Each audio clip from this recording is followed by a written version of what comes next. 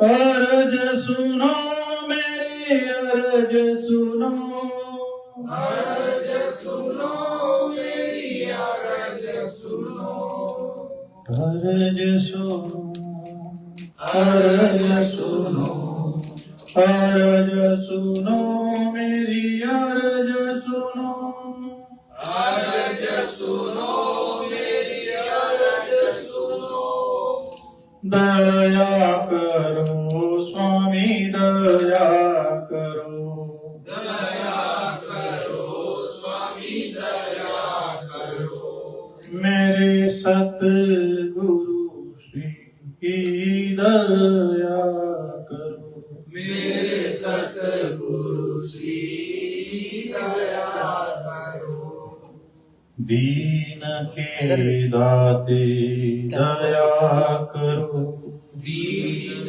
के दाते दया करो, मेरे सतगुरु श्री दया करो, मेरे सतगुरु श्री दया करो।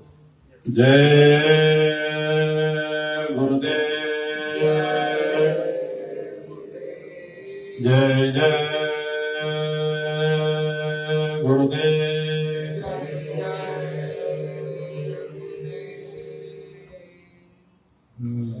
महल की नजर करो मेरी ओर, महल की नजर करो मेरी ओर, दया की नजर करो मेरी ओर, दया की नजर करो मेरी ओर, निशिदिन तुमको सतगुरु, निशिदिन तुम्हें निहारू सतगुरु, जैसे चंद्र चकोर, जैसे चंद्र चकोर, मेहर की नजर करो मेरी ओर, दया की नजर करो मेरी ओर, जानू ना कौन सी भूल हुई तन से, जानू ना कौन सी भूल हुई तन से, लियो हमसे मुख मोड़, लियो हमसे मुख मोड़, मेहर की नजर करो मेरी ओर,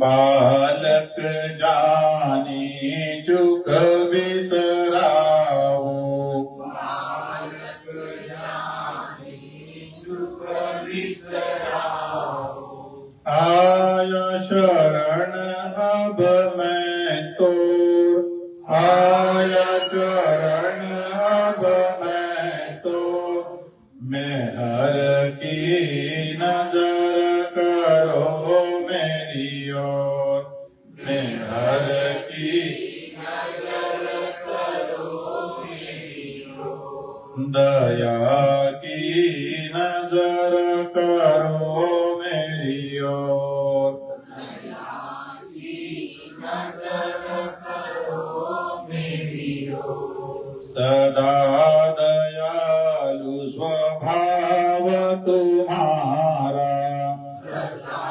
दयालु स्वभाव तुम्हारा, मोरी बेरिया कस भये कठोर, मोरी बेरिया कस भये कठोर, मेहर की नजर करो मेरी ओर,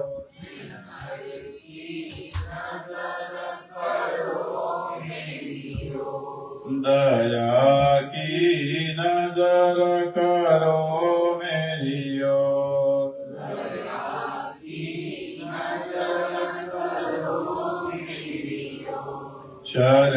शरणागत की लाज न राखो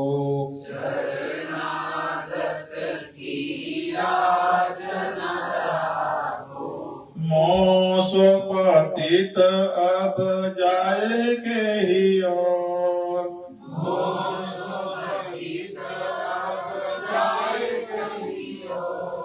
मैं हर की नजर करो मेरी ओर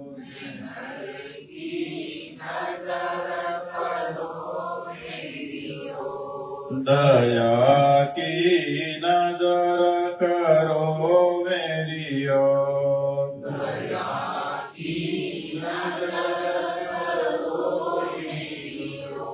अब की बार उबार ले जो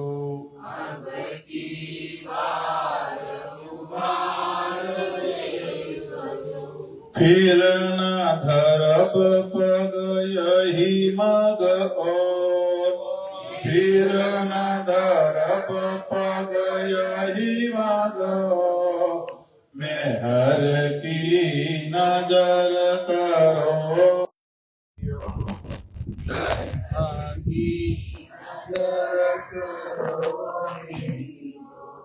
दया की नजर करो मेरी ओर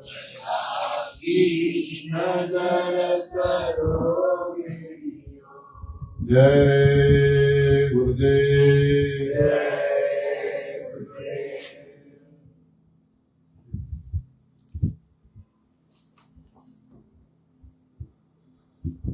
जय गुरुदेव जय जय गुरुदेव जय गुरुदेव धाम किसका जय गुरुदेव धाम किसका परम पूज्य गुरु महाराज के चरणों में बार नमन करता और आप सबको प्रणाम करता पवित्र जीवात्मा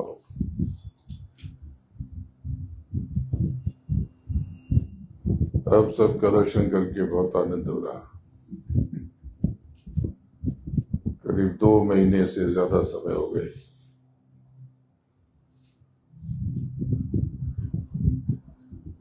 तो आज आप सबको देखने के लिए बहुत बेचैन था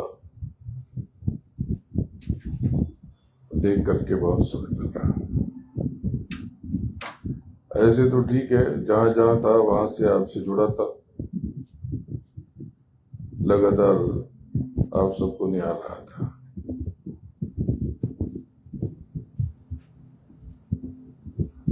बहुत लंबा वर्तुल पूरा करके मैं वापस यही लौट आया आपके पास अब आपकी बारी है कि आप भी ये लंबा वर्तुल पूरा करके अपने घर लौट जाओ अब तक मूर्छित होकर के जीवन जीते रहे और आपको पता भी नहीं चला कि कितना जीवन बीत गया अनंतों जन्म आपने बिता दी ये मिट्टी की काया जल पृथ्वी अग्नि वायु आकाश ये तत्व ऊपर से मालिक ने आपके ये बिसरा दिए थे विसर्जित कर दिए थे यानी समझ लो फेंक दिए थे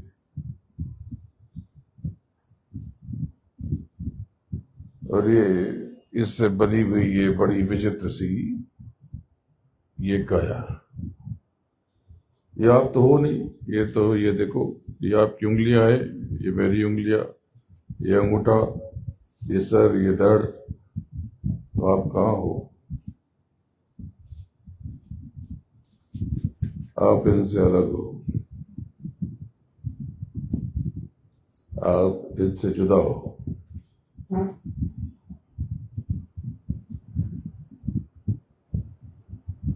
आप कौन हो, आपको अपना बोध नहीं है। अगर आपको अपना बोध हो जाए तो बात बदल जाए। आपका मालिक कौन है, आप कहाँ से आए, तो आपका मालिक वो है जो बड़ा अलग है।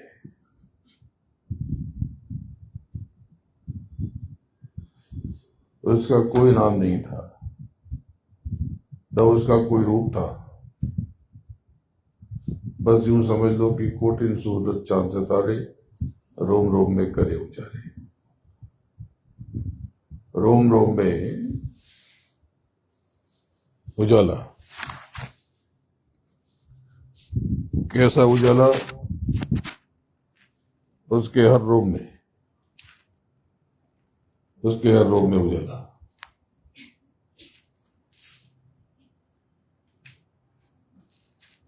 उसको लगा के होल्ड करो, ठीक हो जाएगा। जब नीला हो जाए, जब नीला भी हरा हो जाएगा, उसको होल्ड करो, हरा हो जाएगा। तो उसके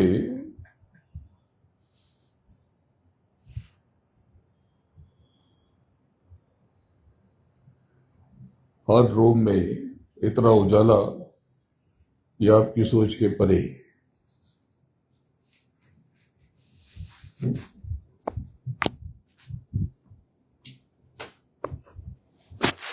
आपकी सोच से बिल्कुल अलग अलग।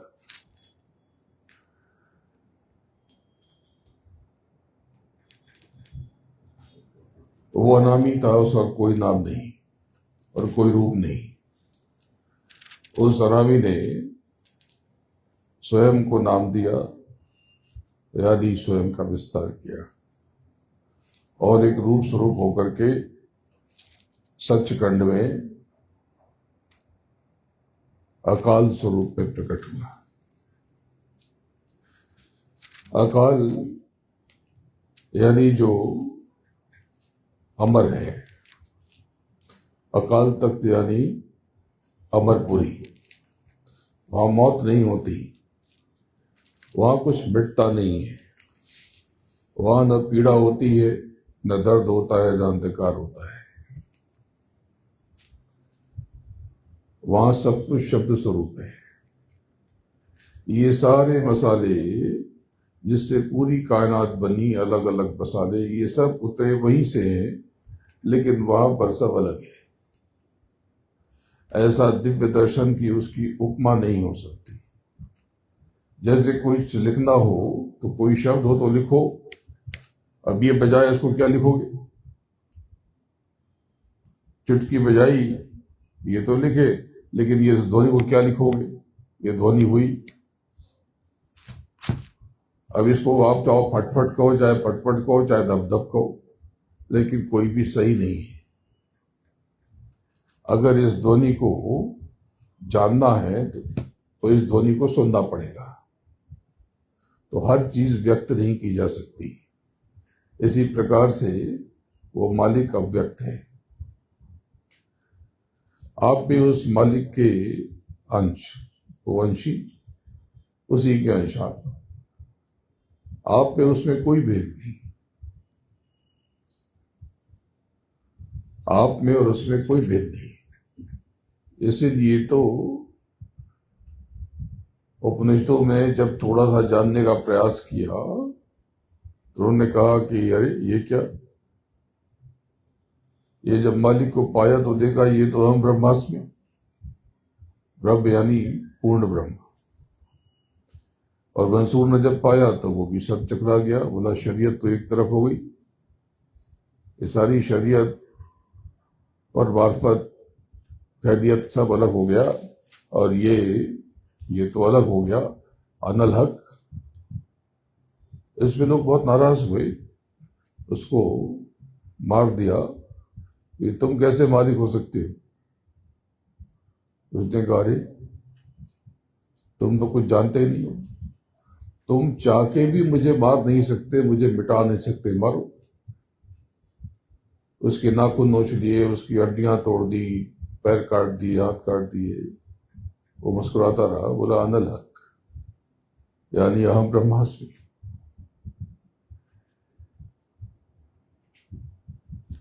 उस हक ने, यानी उस अकाल पुरुष ने स्वयं से 16 प्रकार के काल प्रकट किए, यानी वक्त प्रकट किया। 16 प्रकार के, इन्हीं को 16 निर्गुण कहते हैं, इन्हीं को 16 ब्रह्म कहते हैं, इन्हीं को 16 पुत्र कहते हैं।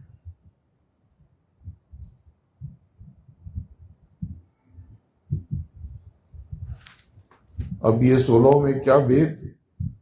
16 में भेद गति का है, आवृत्ति का है, हैसियत का है और ताकत का है। यानी 16 में जो सबसे छोटा है वहां पर रचना बार बार बनेगी, जल्दी जल्दी मरेगी। यानी आवृत्ति वर्तुल जल्दी से पूरा हो जाएगा। जैसे कीड़े मकोड़े और आप में क्या फर्क है? आप में और ऐसे भी जीव हैं जो 300 साल रह जाते हैं, उनमें क्या फर्क है? जीवन की जो आवृत्ति है। बहुत से कीड़े हैं वो 2.5 घड़ी में मर जाते हैं, तितली 14 दिन तक रहती है, उसके बाद मर जाती है। श्वान, कुत्ते, बिल्ली, कुत्ते, ये तो 8 साल से 14 साल में मर जाते हैं। मानव तन ये 120 बरस, 100 साल नहीं, 120 बरस का जीवन आपको दिया गया। इसलिए जब ज्योतिषी गणना होती है उसमें जो विषयोत्तरी दशा होती है वो 120 साल की होती है। ये तो शरीर आपने खराब किया, अपने खान पान, उठने बैठने, इसकी अपनी जीवन शैली उल्टा सीधा, इसके हार्ड डिस्क में आप गंदी गंदी अजीब खराब चीजें भर देते हो तो मशीन खराब हो जाती है। आप हार्ट खराब कर लेते हो, मस्तिष्क खराब कर लेते हो, लीवर किडनी खराब कर लेते हो। इसकी आपकी जो औसत आयु है 120 बरस है। ये जो श्वासों की पूंजी आपको मिली 120 बरस के लिए मिली। तो कहते हैं कि जिसकी जो आयु लिखी थी, आयु लिखी नहीं होती। आप श्वासों की पूंजी लेकर आए। आप चाहो तो अपनी श्वास और प्रश्वास पे काबू पाकर के इस पर काम करके आयु बढ़ा लो, बढ़ जाएगी। कहीं नहीं लिखा या 50 साल जियोगे या फिर आप 120 साल जियोगे।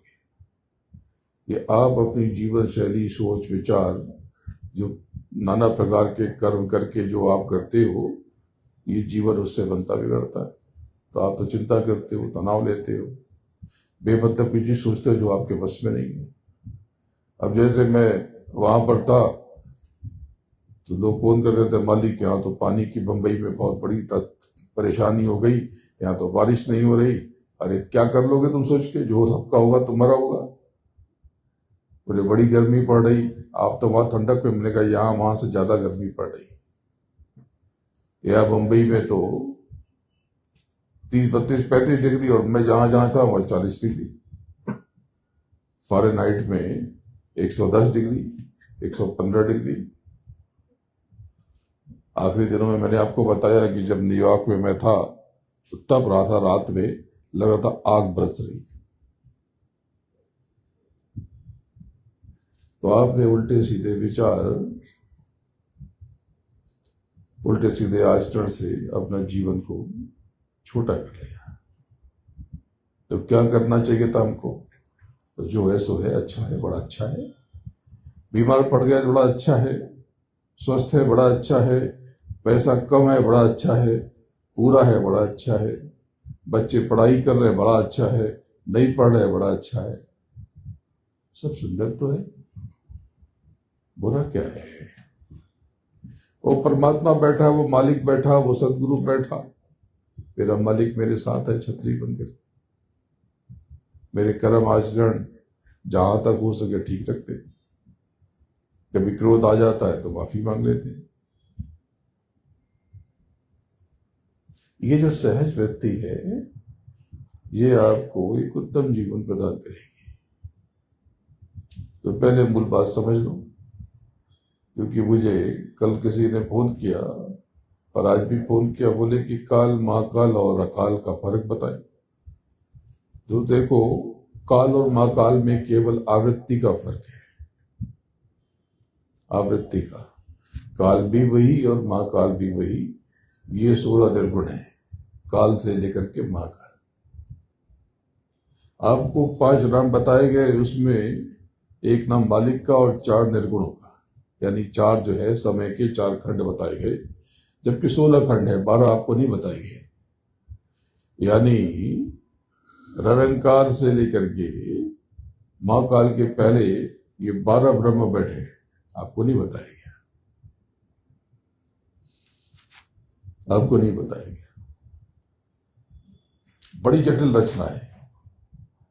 जब आप मन बुद्धि से सोचोगे, मन बुद्धि चित्त और अहंकार से, तो समझ न पाओगे, इसलिए महापुरुषों ने उसको नहीं बताया।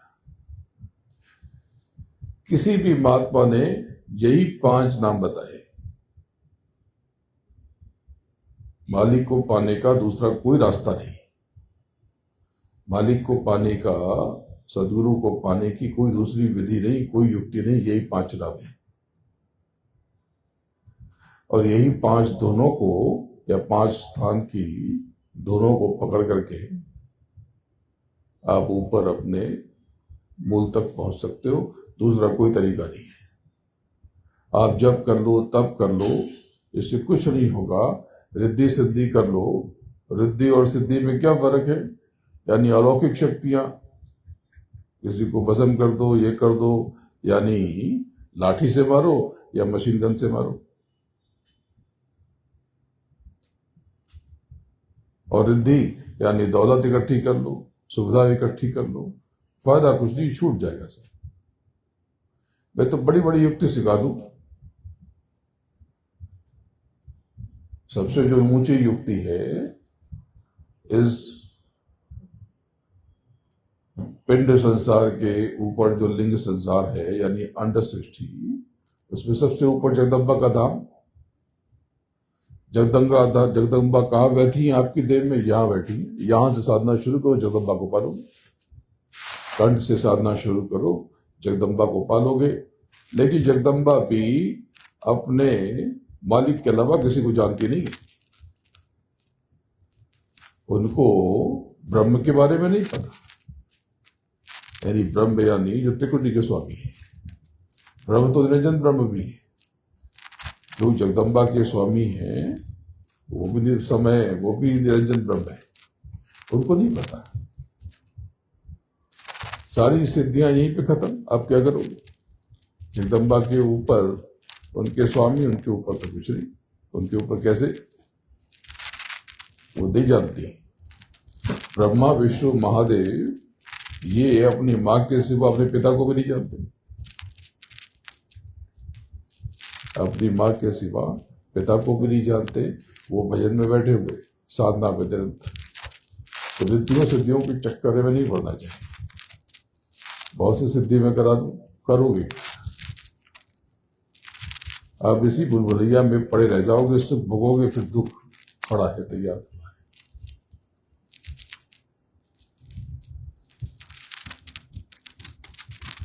बहुत से लोग श्री विद्या की उपासना करते हैं। श्री विद्या क्या है?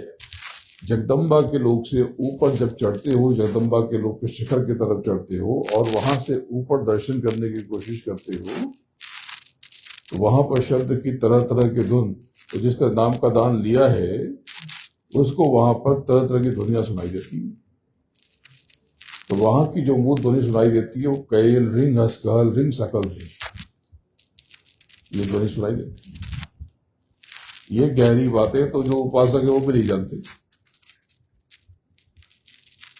इनको जब अलग अलग मात्रिका न्यासों में, अलग अलग शब्दों में जब पिरो दिया जाता है, तो अलग अलग उससे फल बनते हैं। जैसे रवा लेते हो, उसको थोड़ा घी में भून देते हो और फिर उसमें शक्कर डाल देते हो, पानी डाल देते हो, तो हलवा बन जाता है। रवा लेते हो, उसको भून देते हो, उसमें थोड़ी सी नमक डाल देते हो, तो उपमा बन जाता है। यानी सामग्री एक ही है, लेकिन स्वाद अलग होता है। यानी दो अलग अलग पकवान बन गए। बेसन से कितने पकवान बनते हैं? गुजरात में इतने फरसाण खाए जाते हैं, मतलब बेसन से खाखरा फाफड़ा पता नहीं क्या क्या सब बेसन से ही बनते हैं अधिकतर, ढेर सारा। यानी एक ही दो चीज से 10 तरह के पकवान बनाए जा सकते हैं। इसी प्रकार से उन शब्दों को इकट्ठा करके, उसको घुमा करके, उसको जो इसका विज्ञान है, तो इसके सिद्ध योगी हुए, उन्होंने अलग अलग वो बना लिए जिसको मंत्र कहते हैं। फिर उससे अलग अलग काम करने लगे। लेकिन ये काम, ये सारी पद्धति, इसको तांत्रिक पद्धति क्यों कहते हैं? तन के लिए, तन के लिए। तन, तन और तंत्र। तो तंत्र में दरअसल ये तन से बना नहीं, तंत्र शब्द अलग है। तंत्र यानी तना हुआ। हिंदी में एक शब्द है वितान। वितान यानी फैलाव। तो तंत्र यानी सिस्टम कह लो, कहते हैं पुलिस तंत्र है, ये शासन तंत्र है। तंत्र यानी एक व्यवस्था, एक अरेंजमेंट। लेकिन बोलचाल में जिसको आप तंत्र कहते हो, ये वो तंत्र यानी जो तन के लिए है। ये देखो हवा चल रही, ये तन के लिए, ये तन को लग रही, रूह को नहीं लग रही, आत्मा को नहीं लग रही। ये जो एसी चल रहा, ये आपकी आत्मा को नहीं लग रहा, ये तन को लग रहा। तो एसी क्या हुई? ये तांत्रिक व्यवस्था हुई। मराठी में ये जो टेक्निकल चीज है, इसको तांत्रिक कहते हैं। हिंदी में तांत्रिक का समझते हैं कि तंत्र मन जादू टोना। जादू क्या है? जादू किसी चीज में महारत हासिल कर लेना है। और चमत्कार जो आप न कर सकते हो, दूसरा कर देता तो चमत्कार है। जो आप न कर सकते हो और ये कर दे वो कर दे, तो वो चमत्कार। जैसे मैं अगर हाथ से जल पकड़ कर दूं तो आपके लिए चमत्कार है, लेकिन ये एसी में से जल टपकता रहता है, जब खराब, जब चोक हो जाता है, तो आपको ये चमत्कार क्यों नहीं लगता? मैं जल पकड़ कर दूं वो चमत्कार लगता है, क्योंकि ये तो गिरता रहता है। तो आपको पता है कि एसी जब सर्विसिंग की जरूरत होती है, उसके पहले जब जाम हो जाता है, पाइप जाम हो जाती है, अंदर फट जाता है, तो ये पानी टपकने लगता है। ये वातावरण से पानी खींचने लगता है, यानी दो गैसों को मिला देता है। ये हाइड्रोजन और ऑक्सीजन, हाइड्रोजन के 2 मॉलिक्यूल और ऑक्सीजन का 1 मिला देता है। ये तो करता रहता है, तो ये आपको चमत्कार नहीं लगता? उसमें पाइप तो है नहीं। जिसके घर भी एसी लगा हुआ है, उसको पता होना चाहिए कि उसमें कोई जल की सप्लाई नहीं हो रही, तो पानी कहां से गिर रहा? बोलते अरे एसी वाले को बुलाओ, सर्विस करनी है। ये पानी कहां से आया? अंदर पानी की कोई व्यवस्था नहीं है, वो पानी वातावरण से ले रहा। इसी प्रकार से महापुरुष बहुत कुछ प्रकट कर देते हैं, वातावरण से ले लेते हैं। तो आपका जो जीवन है, आपने भी ये वातावरण से लिया है, प्रकृति से लिया है। तो आपका जीवन चाहे अच्छा या बुरा, अगर आपके जीवन में तनाव आया तो आपने तनाव लिया है। अगर आपका कोई बुरा कर रहा तो आपने उसको अपने खिलाफ खड़ा किया है और उसमें समय दिया है कि जिसमें वो सशक्त हो जाए। उसे इग्नोर कर देते, अनदेखा कर देते और ये कमांड देते, ये बटन दबाते कि आपका कोई बुरा नहीं कर सकता, तो वो कुछ नहीं कर पाते। तो ये सारी व्यवस्था काल के अधीन। काल और महाकाल में केवल फ्रीक्वेंसी का फर्क है, आवृत्ति का फर्क है। काल यानी निरंजन ब्रह्म को काल कहते हैं, लेकिन जो त्रिकुटी के मालिक हैं वो भी काल कहलाते हैं। वो उनसे बड़े काल हैं। जो निरंकार प्रभु हैं, जिनको साध भी कहते हैं, वो निरंकार ब्रह्म है। ये भी उनसे बड़े काल है। और ऐसे ही बढ़ते बढ़ते बढ़ते बढ़ते वो महाकाल है, उनकी आवृत्ति अभी तक पूर्ण नहीं हुई।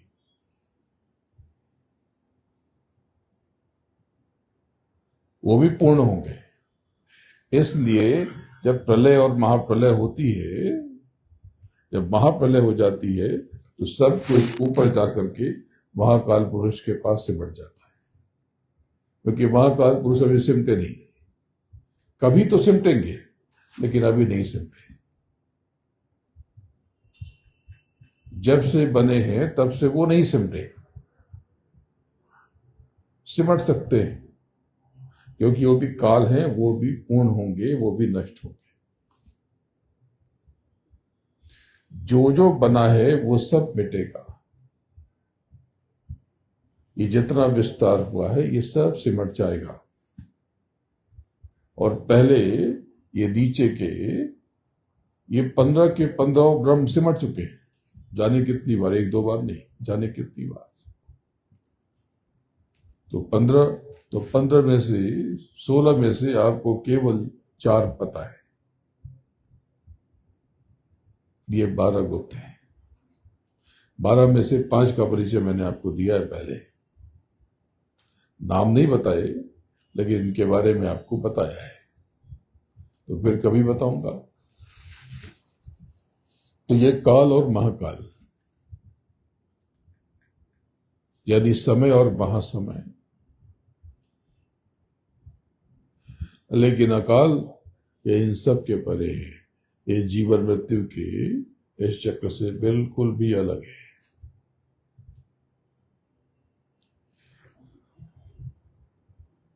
आपकी हद है, उनकी कोई हद नहीं है।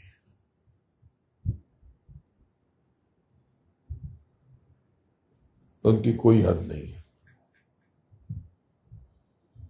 आपकी सीमा है, उनकी कोई सीमा नहीं है। तो वो मालिक जिसने आपको रचा है, वो आपके बीच आपको जगाने के लिए आपका ही रूप बना करके आपके साथ रहता है, तभी तो आपका काम कर पाएगा। लेकिन देवी देवताओं का उद्धार करने के लिए वो मानव तन में नहीं आता, वो देवी देवताओं के रूप स्वरूप में उनके बीच जाके बैठ जाता है। लेकिन ऊपर सूक्ष्म जगत में, 9 तत्वों के जगत में, वहां पर देवी देवताओं के रूप स्वरूप में नहीं होता, वो उनके रूप स्वरूप में होता है। वहां भी बैठा है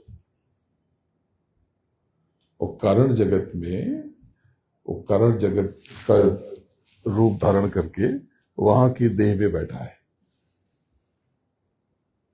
और उसके ऊपर, कारण जगत के ऊपर हंस रूप में बैठा है। हंस।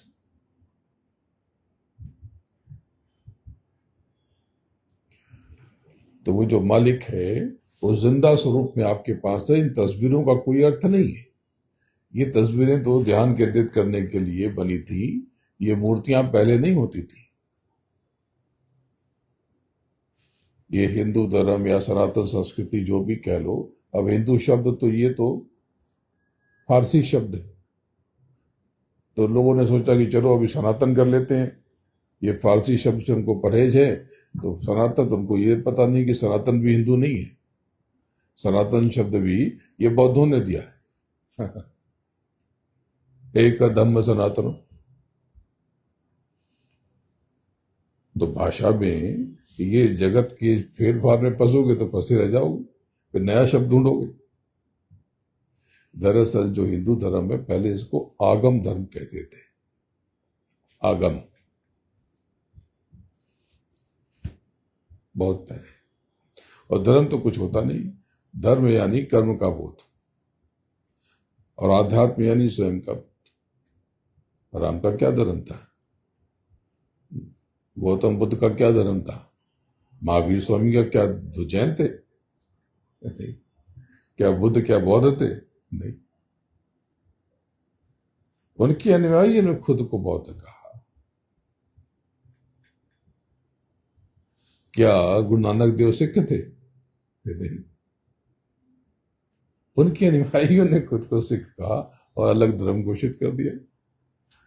सच्ची बात यह है कि वो महापुरुष जब वो मालिक मानव तन धारण करके यहाँ आता है तो पुरुषों में वो महापुरुष कहलाता।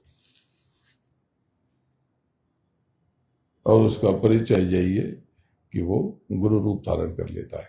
आप कैसे जानोगे, कैसे पहचानोगे मालिक को? तो इस देख से आप उस अधेय को पहचान सकते हैं। तो इस देह को कैसे पहचाने कि देह में जो बैठे हैं वो सच्चे हैं कि झूठे हैं? तो आंख बंद करके महसूस करो इस बंधन को, कुछ देर में पता चल जाएगा। जब आप उनके सामने बैठ करके आपके सारे प्रश्न खोने लगे, आप शून्य में चले जाओ, आप अनुत्तरित हो जाओ, उसको याद करके आप भावुक हो जाओ, उसका ध्यान करके उसको सोच करके जब गला भारी हो जाए, अलग नशा सा महसूस हो, तब आप समझ जाओगे। तो परिचय बड़ा आसान है। उस परिचय के लिए खुद पर, अपनी इंद्रियों की वृत्ति प्रवृत्ति पर अंकुश छोड़ना पड़ेगा। सहज होकर बैठो, गहरी सांस लेकर के दोनों आंखों के बीच में केंद्रित कर दो। चलो थोड़ा अभ्यास कर लेते हैं। चलो दोनों आंखों के बीच समेट लो खुद को।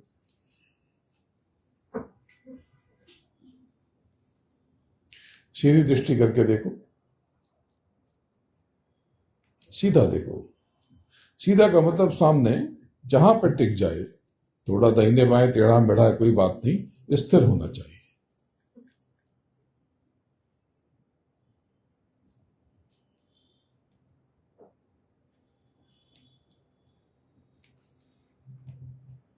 न खुद के बारे में विचार करो, कहां बैठे हो ये भी विचार मत करो। बस सामने, एकदम सामने देखो तो आपको एक धब्बा सा नजर आएगा। वो लंबा होगा, तिकोना होगा, गोल होगा, टेढ़ा मेढ़ा होगा, एक हल्का सा, कई धब्बे दिखाई दे रहे, सामने जो दिखाई पड़ रहा वह उसी पे दृष्टि रोक दो। इधर उधर फुदकेगा आप मत फुदको, उसको वहीं पकड़ के रखो। वो थोड़ा हिल रहा तो आप मत हिलो, उसे पकड़ के रखो, आपसे खेल खेल रहा।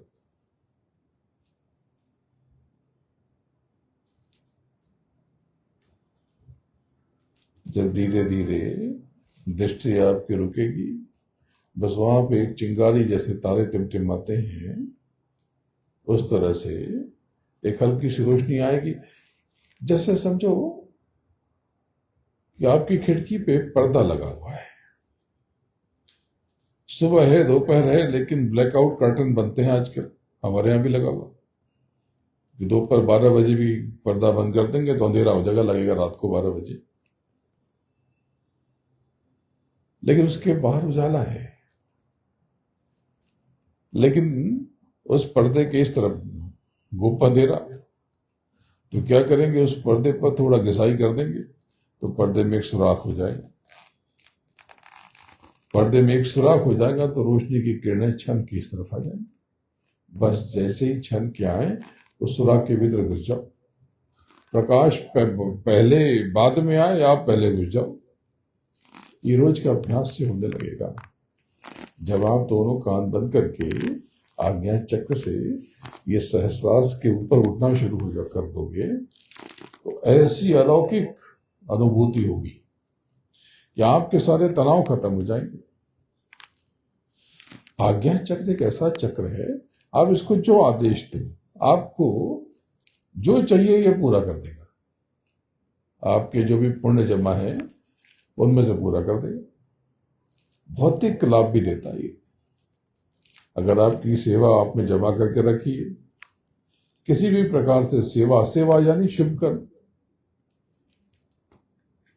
पुण्य कर्म, दान से, दक्षिणा से, वाणी से, काया से, प्रचार से, प्रसार से, प्रशंसा से,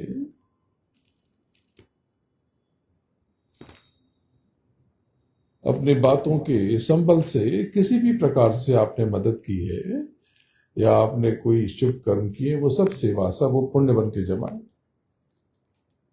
तो जब आप आदेश दोगे तो पूरा हो जाएगा। आज्ञा चक्र बहुत कमाल का चक्र है। नीचे की कुंडलिनी से ऊपर एक एक चक्र में आने की कोई जरूरत नहीं है इस कलयुग में। कलयुग तो केवल नाम धारा, सुबह सुबह चल नहीं पा रहा। कलयुग में इतना सरल है प्रभु को पाना, मालिक को पाना, इसका कोई हिसाब नहीं। लेकिन एक बात समझ लो, अगर आपको कुछ भी जानना है, पाना है, तो पहले खुद को जानना पड़ेगा। अगर देवी देवताओं को भी जानना है तो पहले आपको स्वयं को जानना पड़ेगा। आप ये देह के अलग अलग चक्रों में अलग अलग रोम पर शक्तियां बैठी हैं, आपको पता नहीं। गणपति आपके ही मूलाधार चक्र पे बैठे हुए, तो उनको पाने वाले उनकी उपासना करते हैं रक्त वर्ण से। इसलिए गणपति का जो रूप स्वरूप बनाया गया वो सिंदूरी या लाल रंग, यह आपके मूलाधार चक्र का रंग है। ये मूल, ये आधार देह का प्रथम चक्र, और इसीलिए गणपति को प्रथम देव कहते हैं। प्रथम देव कहते हैं। यही चक्र खराब बिगड़ जाए तो देह की व्यवस्था बिगड़ जाती है। खोल के नहीं कहूंगा, नहीं तो उसका अर्थ का अनर्थ निकालोगे।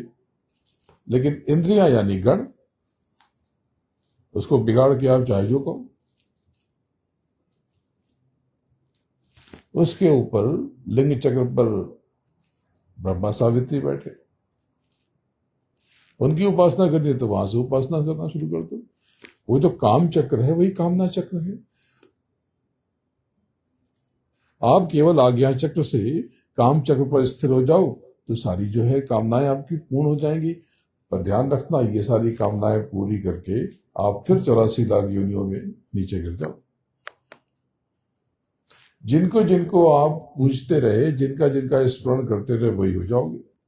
अगर आपने वृक्ष की पूजा की तो एक तत्व के ही, इसमें मूल तत्व वृक्ष में ये धरती, तो आपने पीपल की पूजा की, बरगद की पूजा की, स्वामी नाम पत्ती की पूजा की, वृक्ष घर में उसी में धागा लपेटा, तो अब आप नीचे गिर गए। अब आप पेड़ पौधों की योनि में चले गए, स्थावर योनि में चले गए। किसी ने इसके ऊपर पूजा की सर्प की या और, तो ये तो दो तत्वों की देह है, इसमें धरती और अग्नि है।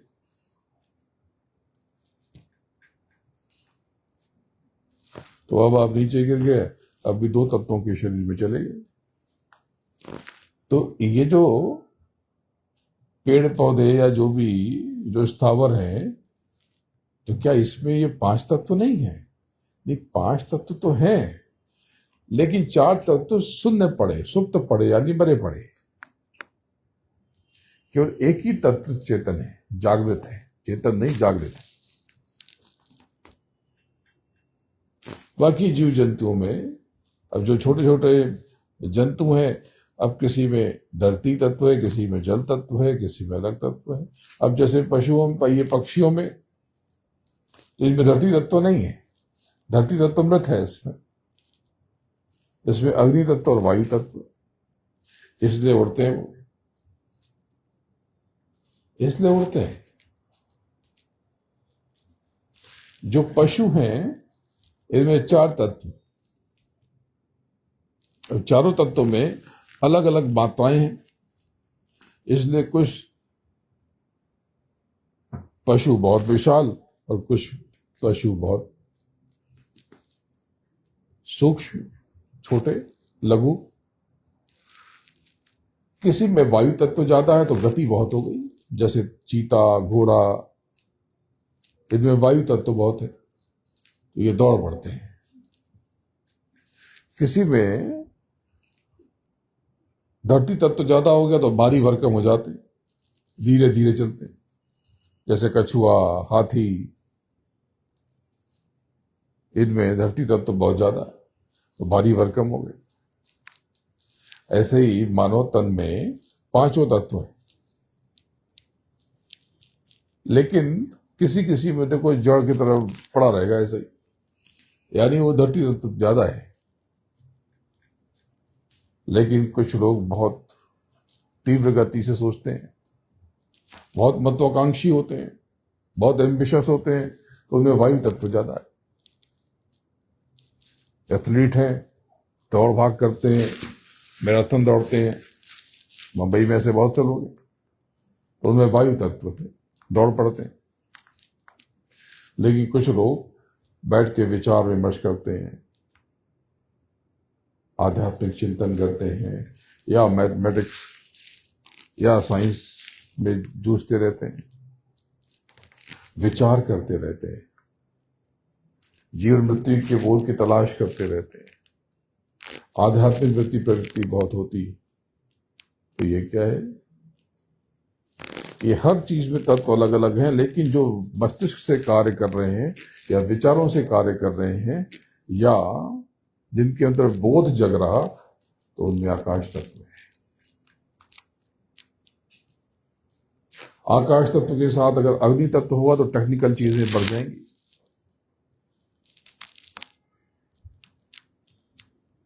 तो ऐसे लोग टेक्नोलॉजी की बात करेंगे,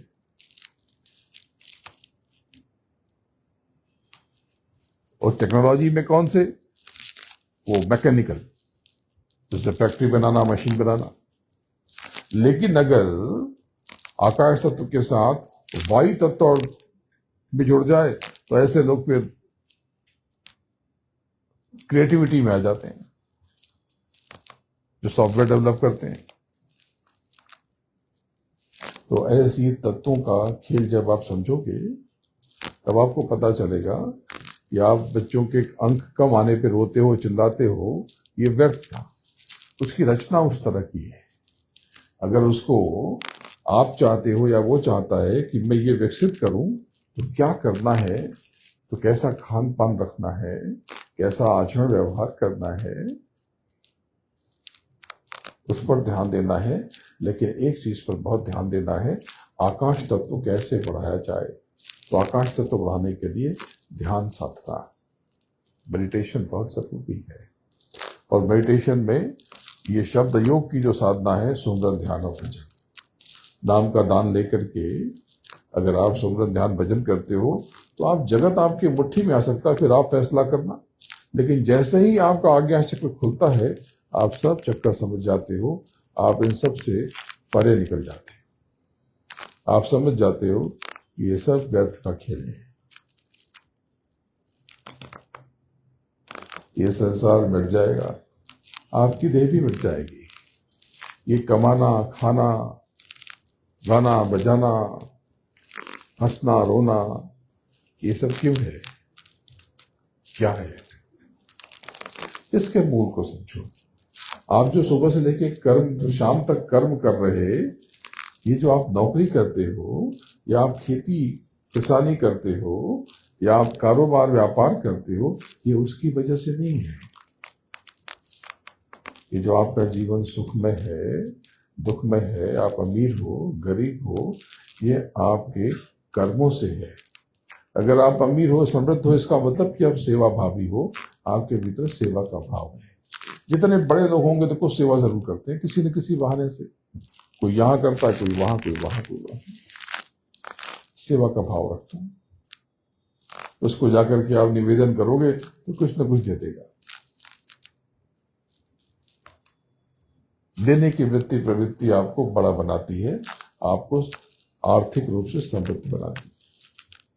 इसीलिए महापुरुषों ने कहा कि दसवंध कर दो, तो सिखों ने दसवंध शुरू कर दिया। 10वां हिस्सा कम से कम, तो 20वां, 30वां और 50वां भी देता है। मारवाड़ियों ने दसवंध निकालना शुरू कर दिया। तो देखो, जितने भारत में पहले सेठ हुए तो कहते कि मारवाड़ी सेठ है। क्यों? क्योंकि उनकी प्रथा बना दी गई। जैसे हमारे यहाँ भारत में प्राणायाम को धर्म से जोड़ दिया गया, ये उपवास और व्रत को धर्म से जोड़ दिया गया। धर्म नहीं है ये, उपवास से, कोई एकादशी पर व्रत करने से, उपवास करने से आपको मोक्ष नहीं मिलेगा। आपकी देह अच्छी रहेगी, आपका मन मस्तिष्क अच्छा रहेगा। क्या आप जानते हो, ये जो दिमाग खराब हो जाता है, तो दिमाग खराब होने में दिमाग का कोई रोल नहीं है। ये आपको पता है? ये नहीं पता हो?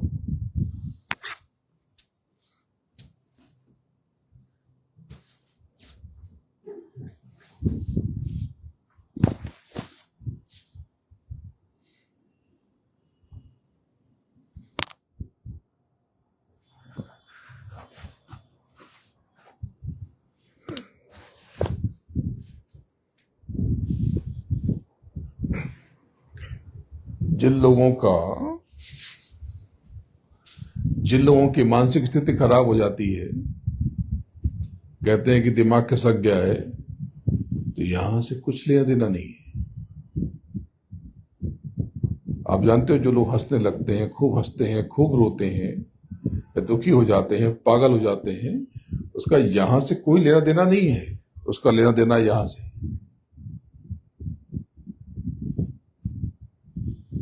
ये शरीर का ये जो मध्य हिस्सा है ना, यहां से। इसीलिए हमारे हिंदू धर्म में और बहुत से और दूसरे धर्मों में भी इसको सही रखने के लिए इसकी व्यवस्था की गई। तो बोले कि उपवास करो। उत्तर भारत में इसको व्रत कहते हैं। हालांकि व्रत का मतलब होता है संकल्प, और उपवास का मतलब होता है खुद के समक्ष वास, यानी भोजन छोड़ दो। मूल चीज ये है कि आपका दिमाग सही रहेगा, मन सही रहेगा, आप भावुक कम हो गए। तो आपने क्या किया कि उपवास का, तो उपवास के क्या करें? तो बोले कि उपवास में खाना नहीं खाना। बोले तो बड़ा मुश्किल है। तो बोले कि क्या करें? बोले पानी पी लो। बोले पानी से कैसे रहेंगे? तो बोले अच्छा, तो दूध पी लो। बोले दूध से भी नहीं होगा। तो बोले जूस पी लो। बोले उससे भी नहीं होगा। तो बोले अच्छा, फल फूल खा लो। बोले उससे भी नहीं होगा। तो बोलो ठीक है, कच्चे फल सब्जियां। तो उसके बदले में धीरे धीरे धीरे धीरे धीरे धीरे आपने पकौड़ा पकौड़ी सब खाना शुरू कर दिया। ये तो बड़ी गड़बड़ कर दी। इससे अच्छा कि सामान्य खाना ही खाते। अभी श्रावण आएगा तो देखो, लोग श्रावण के सोमवार पे तो क्या करेंगे, थोड़ा देर तक, दोपहर तक तो काबू रखेंगे, और उसके बाद जो भी खा सकते हैं बढ़िया, एकदम चटपटा मसालेदार, बढ़िया से बढ़िया तल भून करके खा लेंगे। कोई लाभ नहीं हुआ इससे। आप चाहते हो आपकी देह ठीक रहे, आपका दिमाग ठीक से चले, तो स्वयं भी और बच्चों की भी आदत डालो कि सप्ताह में 2 दिन, एक दिन पानी, गर्म पानी पी करके या दूध पी करके, न पी पाओ दूध तो जूस पी लो, यानी लिक्विड डाइट पर रहो। और एक दिन केवल आप कच्चे भोजन की डाइट पर रहो, आहार पर रहो, इसको फलाहार कहते हैं। तो फलाहार को उन्होंने कह दिया कि बोलचाल में फलाहारी भोजन को कर दिया फरारी, और फरारी में पकौड़ा पकौड़ी कर दिया, आलू के चूड़े ओड़े जाने क्या क्या। अरे उसमें फल कहाँ है? फल कहाँ है? वो फलाहारी जिसको आप फरारी कहते हो, उसमें कौन सा फल है? नमकीन आने लगी, मैंने देखा एक नमकीन, उसमें काजू किशमिश पड़ा हुआ और उसमें आलू के लच्छे, लिखा था कि उपवास में खाने योग्य फरारी। मैंने सर पकड़ लिया। ये चालबाजियां हैं। आपने मूल विज्ञान को समझा ही नहीं, और ऐसे ये बिगड़ गया। ये जो मूर्तियां बनी, तस्वीर बनी, ये ध्यान केंद्रित करने तक ठीक था, लेकिन आप बहुत देर तक बार बार किसी प्रतिमा का स्मरण करोगे तो प्रतिमा आपके भीतर चली आएगी। यानी वो प्रतिमा तो मुर्दा है, जड़ है, अब जड़ आपके भीतर आ गया। अगर आपको स्मरण ही करना है तो चेतन का स्मरण करना है। इसीलिए तो मालिक एक देह पहन करके प्रकट होता है। वो कैसे परिचय दे आपका? आप भ्रमित हो जाते हो, आपके भीतर कभी भाव पैदा होता है, कभी अभाव पैदा होता है। आपका भाव पैदा होता है जब वो जड़ देना शुरू करे, आपके दुनिया के काम, दुनिया की चीजें करना शुरू करे। दुनिया की चीजें ना करे तो आपको अभाव हो जाता है कि देखो हमने तो इतनी सेवा की, आपकी इतनी बात मानी और आपने मेरा ये काम नहीं किया। आप वहां पर भी सौदा करते हो। आप गुरु से और प्रभु से, परमात्मा से आप सौदा करते हो। तो मूल भाव चला गया। तो पहले ये समझ लो, काल और महाकाल, यदि काल में जल्दी जल्दी मृत्यु हो रही है, सब मृत्यु लोक मंडल। कबीरा ये मुर्दों का गांव, पीर मरे पैगंबर मरिए, मरिए जिंदा जोगी, राजा मरिए प्रजा मरिए, मरिए पैदा होगी, ये सब मर जाएंगे। और सूरज मरिए, चंद्रा मरिए, ये सब भी मर जाएंगे। ये चांद सितारे, ऊपर जो गैलेक्सीज, आकाश गंगाएं हैं, ये सब मृत्यु लोक मंडल है। यानी ये सब जल पृथ्वी अग्नि वायु आकाश का संसार है। बहुत विशाल है ये। काली पृथ्वी तक समझने की भूल मत करना। जब आप सोचोगे कि अरे इसी सौर मंडल में सूर्य से, अरे हमसे बड़े बड़े बहुत से ग्रह,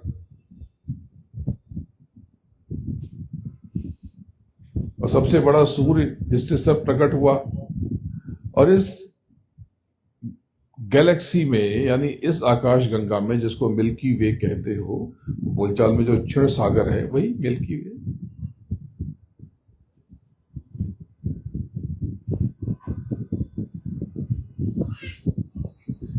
उसी मिल्की वे में ये सूरज से बड़े बड़े, इतने बड़े बड़े सूरज हैं जिनके आगे ये सूरज, हमारा सूरज, जो कि आपसे बहुत बड़ा है, वो एक बूंदी से ज्यादा नहीं है सूरज। इसी मिल्की वे में न जाने कितने ऐसे मिल्की वे यानी आकाश गंगाएं, अनगिनत अनगिनत होती, बहुत विशाल है। लेकिन कुछ आकाश गंगाएं दिखा रही थी मुझे, तो खगोल विज्ञान की जानकारी कम में आराध्य जी ने बताया कि बहुत सी आकाश गंगाएं दिखाई पड़ती, कई बार चंद्रमा के आकार की। कितनी विशाल आकाश गंगा होगी, लेकिन इतनी सी दिखाई पड़ रही, एकदम सूक्ष्म। यानी इस अंतरिक्ष में ऐसी अनंतों आकाश गंगाएं, ट्रिलियन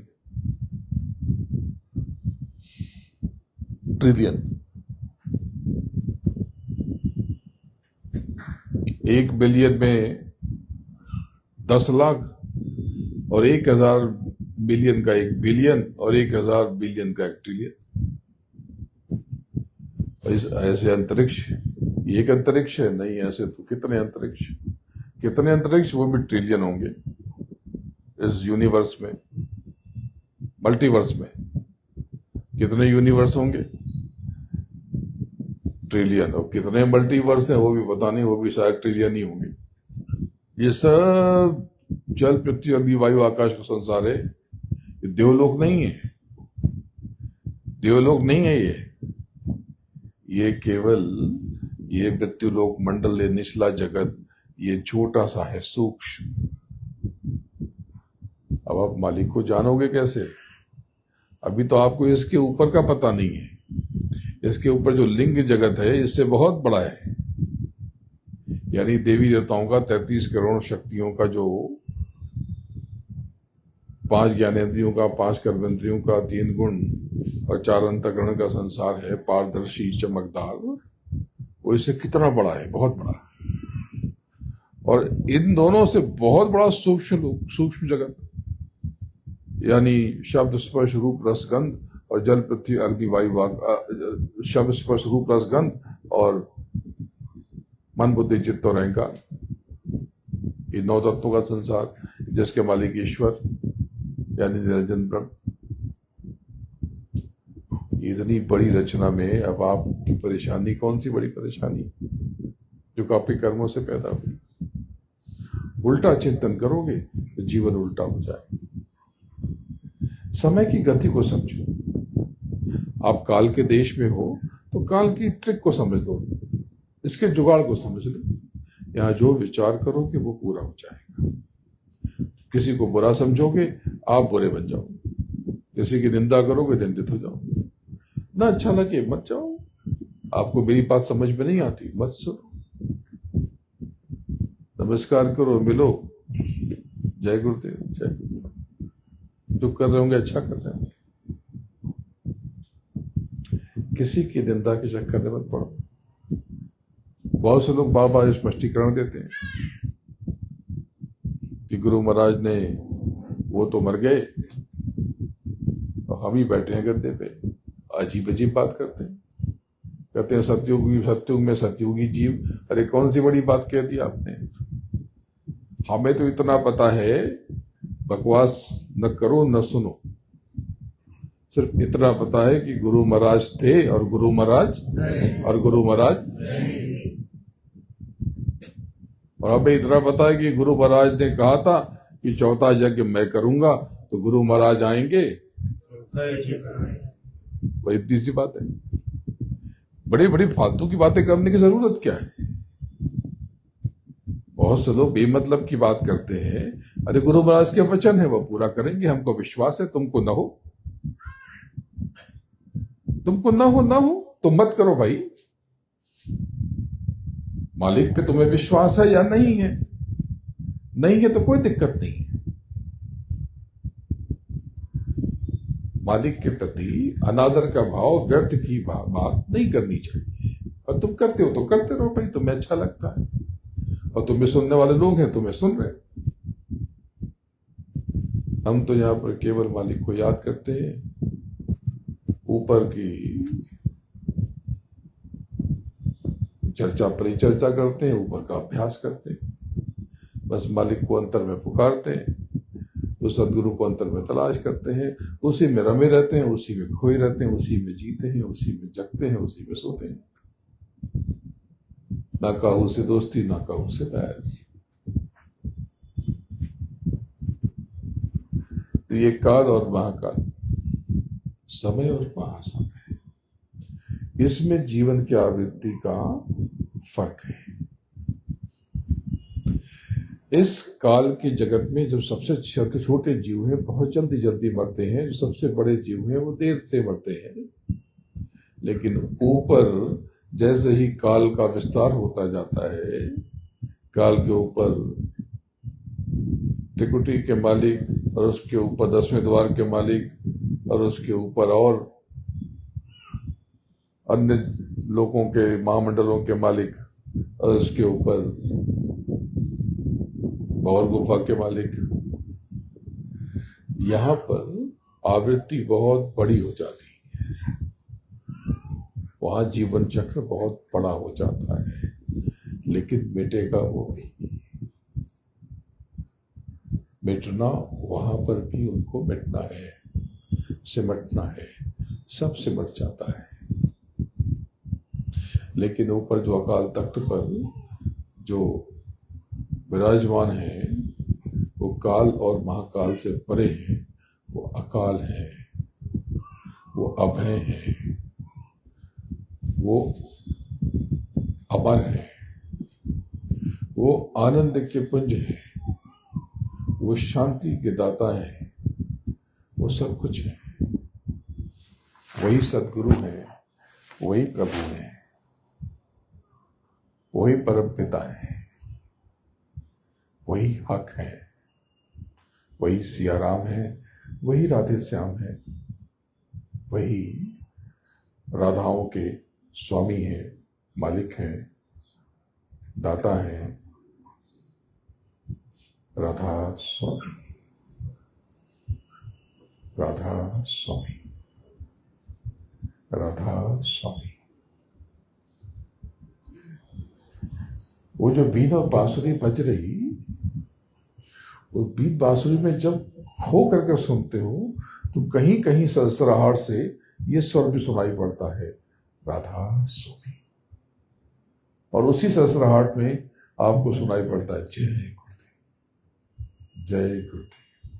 ये बीन और बांसुरी जो निरंतर बजी चली जा रही है, इसीलिए कहा कि वो मालिक के सहस्त्रों नाम, अनंतों नाम। ये जो हक की धमक है ये भी वहां सुनाई पड़ रही है। पर ये सिया राम, राधे श्याम, ये सब भी वहां महसूस हो रहा। ये आप, या आज्ञा चक्र पर निरंतर अभ्यास से उसे महसूस कर सकती है। जब आज्ञा चक्र पर निरंतर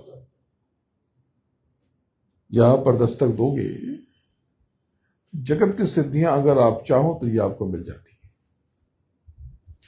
पर इसको हासिल नहीं करना चाहिए।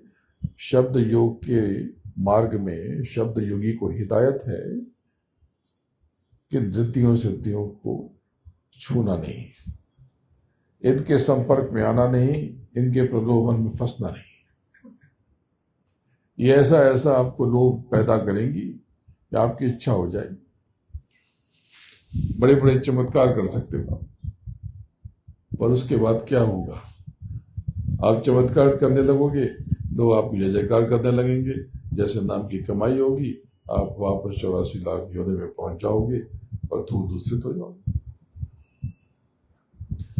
भौतिक वस्तुओं की चिंता मत करना, भौतिक जगत में भौतिक जीवन की भी परवाह मत करना। आप तो बस अपने सदगुरु के, उस प्रभु के चरणों में खुद को अर्पित समर्पित करके उस परम आनंद की तलाश करो। शब्द की धार को पकड़ो। वो जो घंटियों में घंटे का स्वर है, जो घंटों में गुंजन है, और वहां पर निहंग हंग की ध्वनि लगातार बिखर रही, और उसके ऊपर बादल गरज रहे, और ऐसी ऐसी धमक और खनक जिससे सुरतें मोहित हो रही। उस रक्तवर्ण के संसार को नमन करते हुए आगे बढ़ चलो। वहां पर जो मोतियों जैसा संसार है, जो श्वेत धवल है,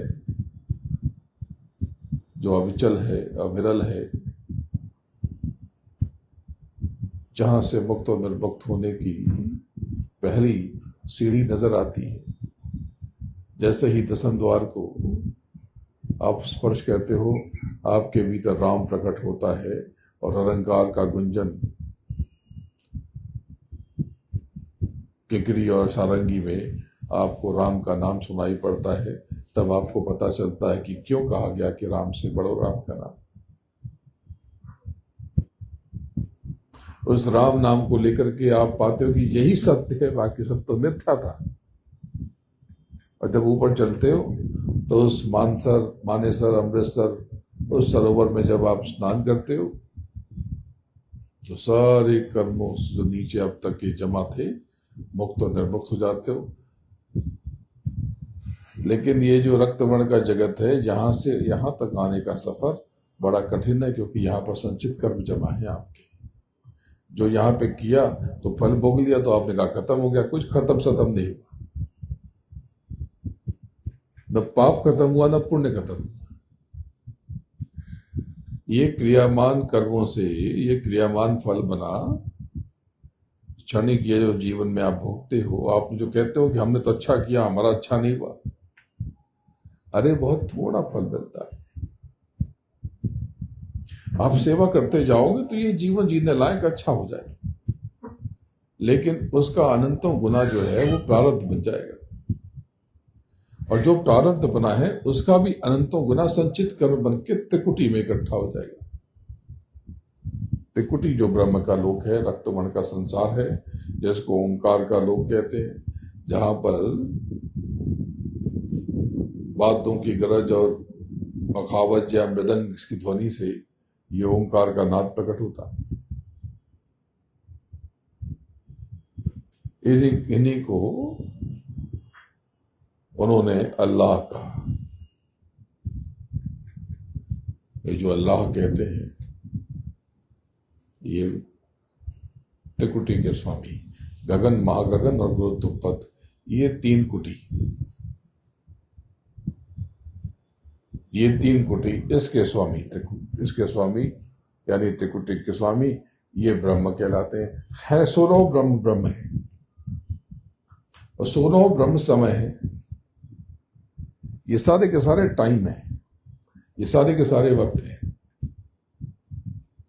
ये सारे के सारे गतिमान हैं, चलायमान हैं, गतिशील है। लेकिन जो काल काल पुरुष जिनको कहते हो, निहंग यानी निरंजन ब्रह्म, इनकी गति में और महाकाल की गति में जमीन आसमान का फर्क है। सहस्त्रदल कवल आपको गतिशील महसूस नहीं होगा, लेकिन आपको भंवर गुफा, आप तो भा बोलोगे, व में तो वो अरबों योजन दूर जा चुका है।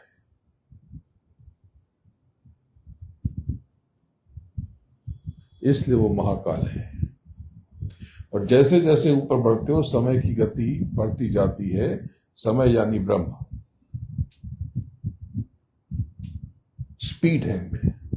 जैसे जैसे ऊपर चलोगे स्पीड बढ़ती जाएगी। ये बातें आपको कोई ग्रंथ नहीं बताएगा। अब से पहले खुल करके आपने टाइम और समय पर इतनी बातें नहीं सुनी होगी, आपको पता भी नहीं होगा।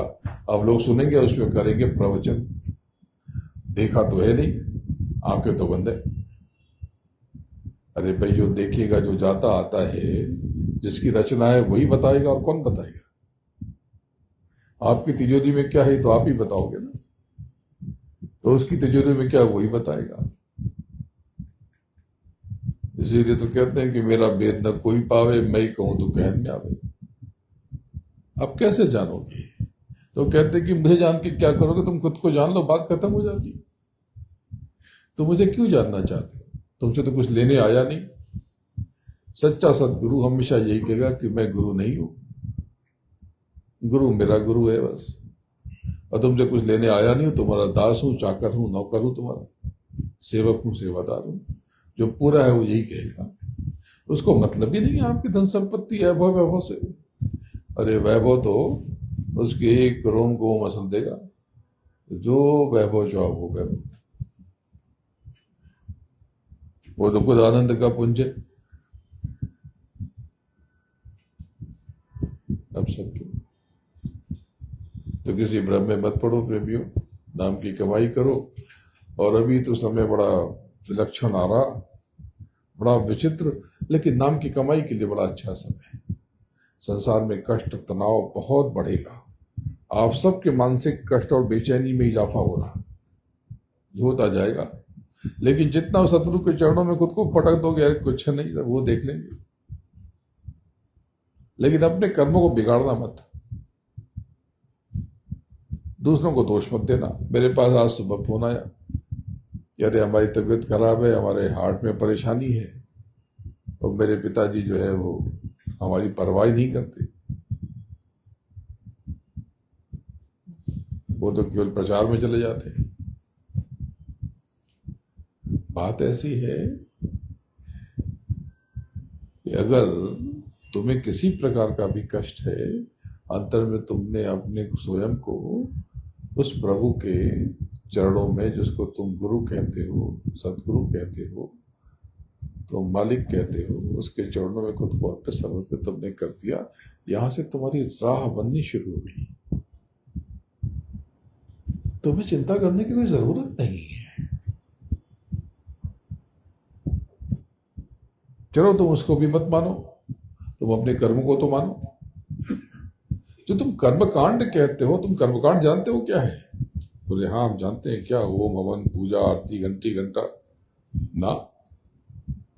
तुम्हारा मधुर आचरण ये भी कर्मकांड है, तुम्हारा कटु आचरण ये भी कर्मकांड है, तुम्हारी मीठी वाणी ये भी कर्मकांड है, तुम्हारे अपशब्द कड़वी वाणी ये भी कर्मकांड है, तुम्हारे मधुर वचन ये भी कर्मकांड है, तुम्हारे कर्कश स्वर ये भी कर्मकांड है, तुम्हारे अच्छे विचार ये भी कर्मकांड है, तुम्हारे संदेह, तुम्हारी कुंठा, तुम्हारी जलन, तुम्हारा द्वेष ये भी कर्मकांड है। सब भोगना है भाई तुमको। तुम तो अभी तक पूजा आरती को ही कर्मकांड समझे थे। जब पंडित जी बता के ओम गणा नाम तो गणपति हूँ हवा में, प्रियाणाम तो अपने हूँ हवा में करके गणपति का आह्वान कराया, उनको ये नहीं पता कि उनके भीतर गणपति विराजमान है। गणपति का दर्शन करना है, मैं तुम्हें करा सकता हूं। प्राणायाम के द्वारा तुम अपने भीतर चले जाओ, मूलाधार चक्र का स्पर्श करो, देखो गणपति का साक्षात दर्शन हो जाएंगे। तुम कांप उठोगे, ये क्या है? ये सब वेद में बताना नहीं चाहता, लेकिन एक बात कहता हूं कि जिसको जिसको तुमने पूजा है, अगर जीते जी उनका दर्शन तुमने नहीं किया तो तुम्हारी पूजा व्यर्थ थी, तुमने समय बर्बाद किया है। और पूजा का अर्थ है चेतन से चेतन का सिमरन। कर्मकांड को पूजा समझने की भूल मत करना। दर्शन बाहरी आंखों से दर्शन क्या? प्रतिमा का दर्शन, किसी इमारत का दर्शन नहीं। सच्चा दर्शन ये है दोनों आंखों के मध्य ये आज्ञा चक्र से बस मालिक का दर्शन, या इसके परे कुछ भी दर्शन, वो दर्शन हुआ। ये दर्शन थोड़ी दर्शन हुआ। चर्म आंखों से कुछ देखा, ये दर्शन थोड़ी है। तो जब तक आपने जिनको जिनको पूजा है या जिनका नाम सुना है उसको आपने देख न लिया, उसका दर्शन दीदार न कर लिया, तब तक सब व्यर्थ है। तो देखो प्रेमियों, यहां पर महाराष्ट्र में गणपति का पर्व मनाया जाता है। वो जो चतुर्थी से चतुर्दशी तक का ये आत्मबोध का समय था, ये दुख दारिद्र्य ये मिटाने का ये शब्द युग का समय था। लेकिन इसके ऊपर एक 16 दिन की उपासना की पद्धति, उत्तर भारत में उसको लक्ष्मी का पूजन कहते हैं, जबकि वो आत्मबोध का पूजन था। तो मैं आप सबको सलाह देता हूं कि आप चाहो तो 16 दिन खाना हल्का कर दो। मैं खाना खाना पसंद नहीं करता, उस समय एक समय मैं खाना खाना पसंद नहीं करता। आप चाहो तो खाओ, लेकिन खुश रहने के लिए, पसंद रहने के लिए कच्चा खाना जरूर खाओ, जैसे फल, कच्ची सब्जियां, जिसको आप सलाद या सैलड्स कहते हो, ये जरूर खाया करो। खाने के पहले कुछ कच्ची सब्जियां जरूर खा लिया करो, ढेर सारा। ऐसा नहीं 4 टुकड़ा गाजर खा लिया, 4 टुकड़ा मूली खा लिया, नहीं। खाने से 10-15 मिनट, आधा घंटा पहले कुछ फल या फल और कच्ची सब्जियां मिला करके ये खा करके उसके आधे घंटे के बाद खाना शुरू करो, तो आप स्वस्थ रहोगे और आपका मन प्रसन्न रहेगा। क्योंकि विज्ञान कहता है कि सब कुछ गट, ऐसे तो गट जो है वो आंतों को कहते हैं, शाब्दिक अर्थ जो है इंटेस्टाइन को गट कहा जाता है, यानी पूरी व्यवस्था को ये ऐसे गट समझ लो। लोग कहते हैं उसके भीतर गट्स नहीं है, लोग कहते हैं उसका जिगरा बहुत मजबूत है। जिगरा मतलब क्या? लीवर। बोले वो इसके अंदर जिगर में दम है, यानी आपके लीवर में दम है।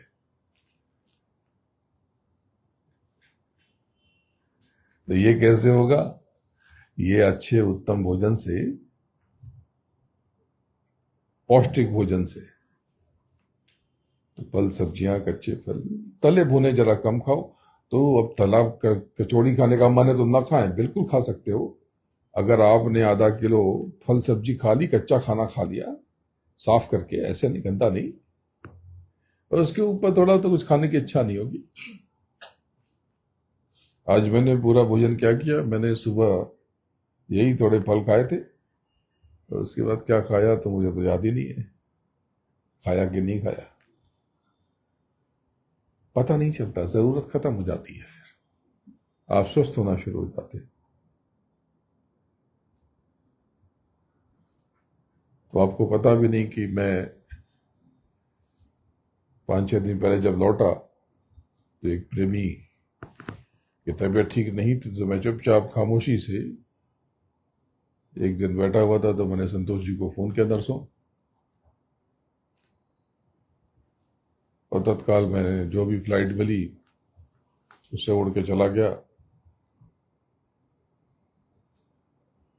और सुबह के निकले हुए रात को 10:30 बजे मैं वहां पहुंचा, उनको निहारा, उनके सर पे हाथ रखा, और फिर निकल पड़े वहां से आधे घंटे में। यानी आज निकले तो कल रात को 1:30 बजे, यानी 2 दिन की यात्रा करके मैं वापस आया। तो जब से आया चैन से बैठा नहीं हूं, आपके लिए मैं दौड़ रहा हूं, भाग रहा हूं। आप स्वयं सोचो भाई, आपके काम के घंटों की कीमत है, मेरे तो भी काम के घंटों की कीमत होगी ना। कौन सी कीमत लेता हूं आपसे? दिन रात आपका काम कर रहा हूं। विचार करोगे तो कहां उठोगे। ये कितना प्रेम करते हैं, इन्होंने पूरा अपना व्यक्तिगत जीवन सर्वस्व निछावर कर दिया। किसके लिए? आप सबके लिए। फिर भी आप ना समझो तो क्या कहूं। तो नाम की कमाई करो प्रेमियों, अपने भीतर उतरो। बताना और भी बहुत कुछ है, लेकिन जल्दी आप सबसे फिर से मुलाकात होगी। अवसर मिला तो देखते हैं अगले रविवार को क्या कुछ है तो ठीक है, नहीं तो अब गुरु पूर्णिमा पर उसकी तैयारी करो। गुरु पूर्णिमा पर जरूर आओ। वैसे भी कार्यक्रम बहुत छोटा है, 27 की रात से लेकर के 29 की दोपहर तक का कार्यक्रम है। मैं खुद वहां से 4-5-6 बजे निकल जाऊंगा, क्योंकि मुझे वहां पर 11 बजे दिल्ली से फ्लाइट पकड़नी है, 11:25 पर, और मैं यहाँ पे 2-2:30 बजे लैंड हो जाऊंगा, क्योंकि 30 तारीख को यहाँ पर भी आप जमा होते हो। तो उसके लिए भी मुझे पहुंचना है। लेकिन अगर गुरु पूर्णिमा पर आ सको तो जरूर आना, मौका चूकना मत। बहुत बड़ी दया मिलेगी, बहुत बड़ी दया मिलेगी। बोलो जय गुरुदेव। देखो, किसी लोभ में मत पड़ना। ये ट्रेडिंग करूंगा तो पैसा आ जाएगा, वो ट्रेडिंग करूंगा तो पैसा आ जाएगा, कोई चीज सब झांसे में मत आना, नहीं तो सब गंवा दोगे, सब गंवा दोगे। समय ऐसा विचित्र आ रहा कि जिसके पास जो बचा है वही रह जाएगा, बाकी सब उड़ जाए। सेवा खूब करो, किसी शॉर्टकट में मत पड़ना।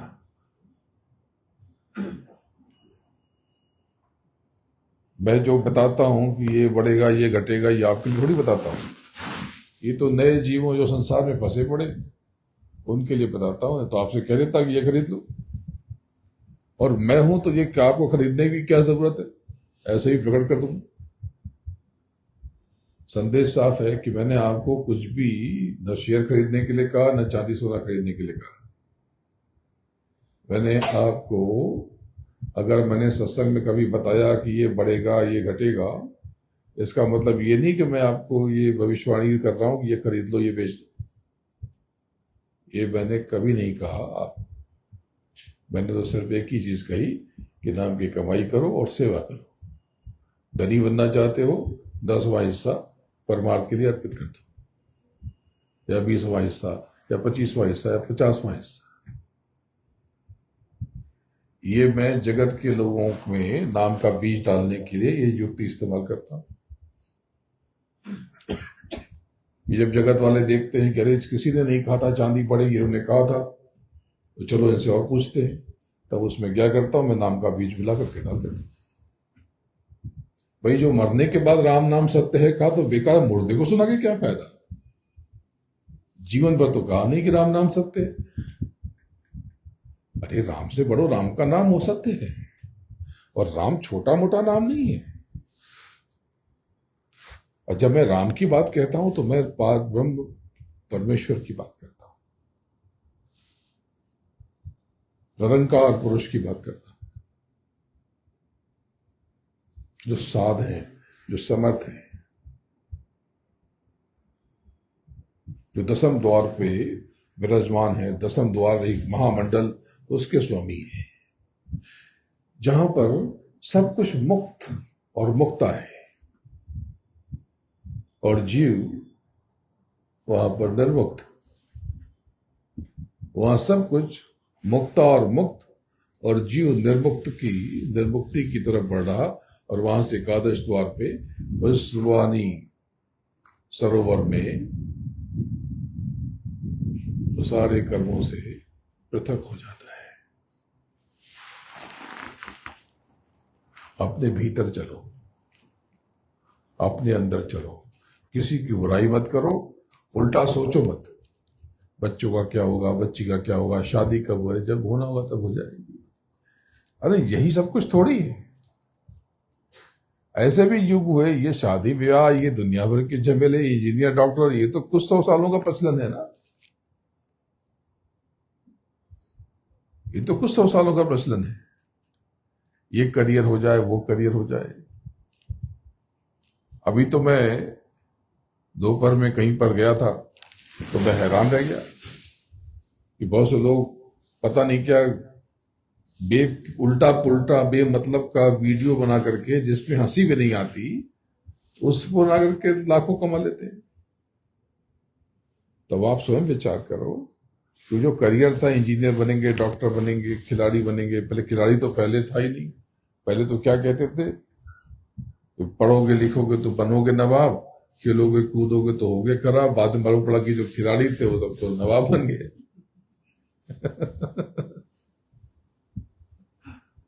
ये सब नवाब बन गए। और ये नए वीडियो वाले, रील वाले, पता नहीं कहां से लोग पैदा हो गए। मालूम पड़ा ये भी करोड़ों और लाखों में कमाते। तो किसी ने मुझे दिखाया खाता, तो मैंने कहा अच्छा। बोले ये महीने का, ये जनवरी का ये $8,000 कमाए थे, फरवरी में $12,000 कमाए थे, ये मार्च में $13,000 कमाए थे, ये अप्रैल में कम हो गया, ये $6,000 हो गया। तो दया हो जाए।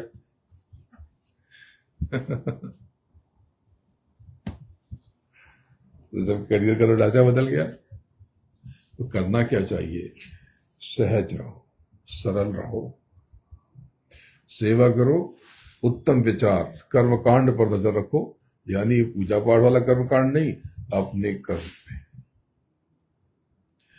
जो काया से कर्म होते हैं, जो वाणी से कर्म होते हैं, और विचारों से कर्म होते हैं। बस ये विश्वास रखो कि मेरा मालिक, मेरा सदगुरु मेरे साथ है, मेरा बुरा नहीं हो सकता। अब दुनिया में जो होना होता रहे, बम फटे, गोली फटे, कुछ भी हो। अब देखो, मैं यहां से 15 तारीख को निकला, अबू धाबी पहुंचा, और अबू धाबी 16 तारीख को वहां बम फट गया। तो लोगों ने कहा अरे, लेकिन कोई नुकसान नहीं हुआ, जान माल की क्षति नहीं हुई। तो मालिक की मौज है, वो क्या रचना बन रहा, इस टक्कर में मत पड़ो। बस ये है कि जगत में आग लगे या संसार में पत्थर पड़े, आपको कुछ नहीं होगा। बोलो जय गुरुदेव। मैंने फिर कहा है कि ये इस बार का यज्ञ की सूचना सबको पहुंच जाए। तो किसी ने मुझे विचार दिया कि गांव में, शहरों में सब जगह ऑटो रिक्शा और वो बैटरी वाले रिक्शा चलते हैं, तो उसके अंदर बाहर वो बड़े स्टिकर लगते हैं। तो क्या करें, मैंने कहा बड़ा अच्छा है। तो जो जहां बैठा हो वहां पर केंद्रीय एक व्यवस्था बना लो, वो बन जाए, एक दूसरे को पहुंचा लो या अपना बना लो। वो जो संदेश की जो फाइल है वो मंगवा करके अपना छपवा लो। एक एक को पर्चा दोगे तो पर्चा कौन पढ़ेगा नहीं पढ़ेगा पता नहीं, संक्षेप में कोई सूचना बना लो, और जिससे लोगों की जिज्ञासा पैदा हो जाए। आजकल तो QR कोड का जमाना है, वो छाप देते हैं, उसको क्या मोबाइल पे किया तो पूरा सब मोबाइल पे आ जाता है कि क्या है क्या नहीं। तो इस पर विचार कर लेना, जो जिम्मेदार लोग हो, जिसको इच्छा हो। और नए नए बच्चे जो कुछ नहीं कर रहे, जिनकी पढ़ाई लिखाई भी नहीं है, वो संदेशों को कैसे फैलाया जाए, कैसे प्रचार प्रसार, ये भी कर्म है, ये भी सेवा है। गांव में भी बैठ के लोग सेवा कर सकते हैं, गांव में बैठ करके भी सेवा कर सकते हैं। इसके लिए जो जिम्मेदार लोग हैं उनसे बात कर लें, और विचलित मत होना, आनंद से रहो। स्वस्थ रहना है, प्रसन्न रहना है, तो हफ्ते में एक बार पूरे दिन का उपवास ना हो तो आधे दिन का उपवास कर लिया कर। पूरे दिन न कर सको तो आधे दिन कर लो, स्वस्थ रहोगे, अच्छा ही है। तो उपवास कैसे करें? तो व्रत उपवास तो सही बात तो यह है कि अपने भीतर ये दोनों आंखों के मध्य बैठ के ही उपवास होता है। लेकिन ये खाना ना खाने की जो पद्धति है, गर्म पानी पीना शुरू कर दो। ऐसा कर लो कि कोई एक दिन सुबह से 3-4 बड़े बड़े मग गर्म पानी, चाहो तो उसमें फूल डाल दो, पत्ते डाल दो। बहुत से लोग जाते हैं मंदिरों में तो फूल मिल जाते हैं, वो फेंक देते हैं। अरे क्यों फेंक देते हो? उसको अच्छे से धुल लो, पानी में उबाल लो, उबाल के उसको पी लो छान करके। ये विचार भी तो अच्छा है। इससे आपकी त्वचा अच्छी हो जाएगी। तो शरीर उस फूल में, पुष्प में कोई ना कोई तत्व है जिससे वो सुंदर बना, वो सौंदर्य आपके भीतर आ जाएगा। वो सौंदर्य आपके भीतर आ जाएगा। और अगर गर्म पानी से काम ना चलता हो तो फल पे रह लो। पूरे दिन फल पे संभव ना हो तो चलो आधे दिन रह लो। इससे साधन भजन में, नाम की कमाई में मदद मिलेगी, क्योंकि शरीर हल्का रहेगा। लेकिन केवल भोजन के उपवास से नहीं होगा, विचारों का भी उपवास करना पड़ेगा। उल्टे विचारों से बचना पड़ेगा। कटु वाणी का भी उपवास करना पड़ेगा। तो कड़वे वचन बोलते हो, कैसा माहौल खराब हो जाता है, तनाव हो जाता है ना, घबराहट होने लगती है, अंतर्मन बेचैन हो जाता है। वही अच्छी बातें सुनो तो बदल जाता है सब। जब घर में कहा सुनी हो जाए तो आजकल तो जमाना बदल गया। सत्संग लगा लो कान में, चुपचाप कोने में चले जाओ और प्रार्थना करो कि इनका दिमाग ठीक कर दो।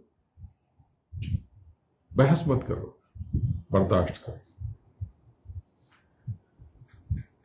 बर्दाश्त करो।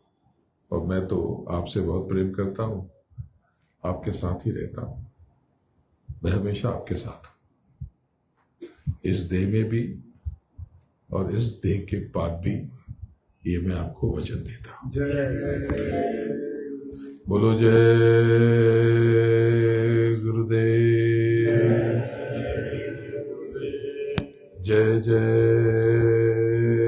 गुरुदेव। जय गुरुदेव नाम किसका? प्रभु का। जय गुरुदेव नाम किसका? प्रभु का। गुरु महाराज के चरणों में नमन करता हूँ और आप सबको प्रणाम करता हूँ। जय गुरुदेव, जय जय गुरुदेव।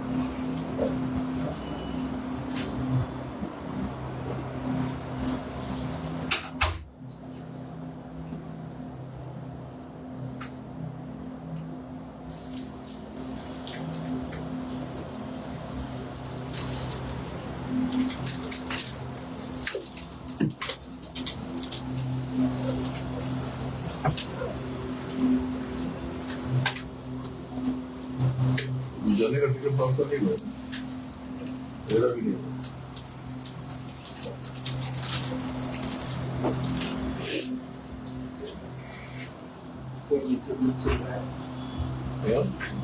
बॉस नया आया है, मुझे ऊपर नीचे कुछ चल रहा है। अरे क्या सही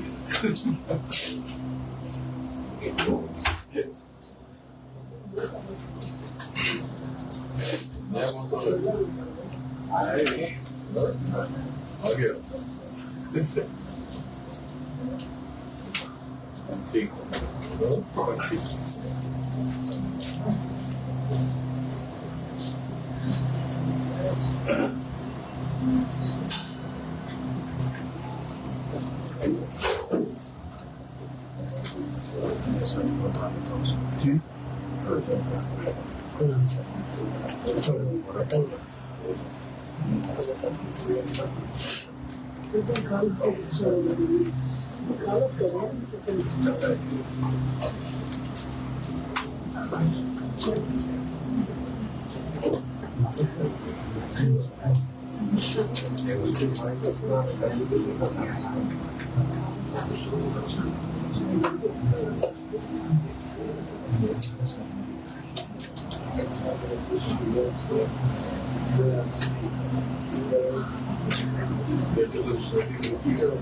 सब ठीक है, क्या चल रहा है? कुछ नहीं, वही है, उनका आपस में चल रहा है। क्या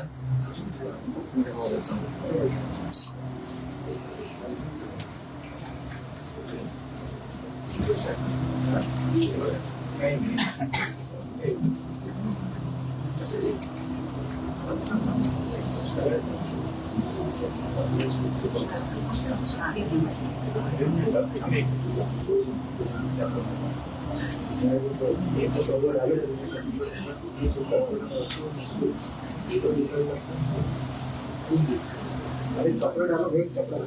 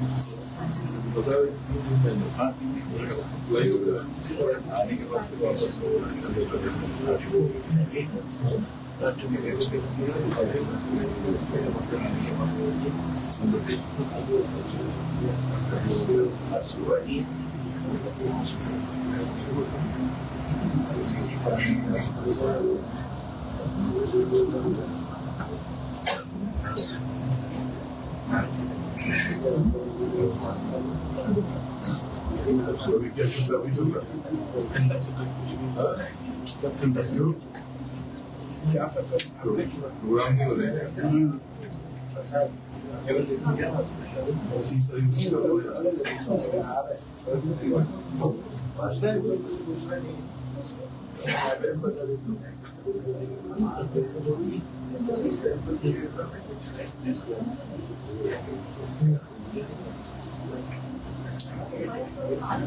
जिन प्रेमियों का दर्शन रह गया तुरंत आ जाइए।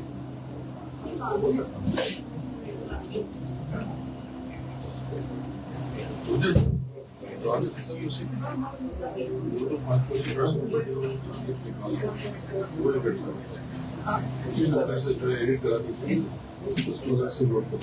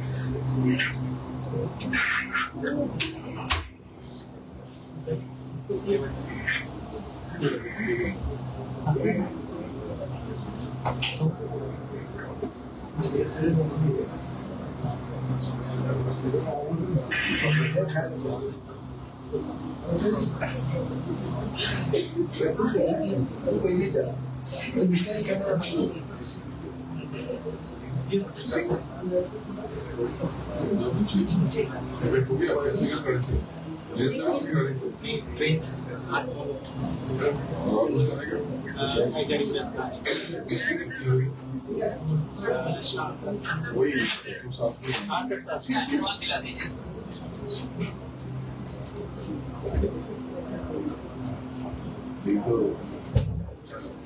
और कितने लोग हैं निर्भर करके आ सकते हैं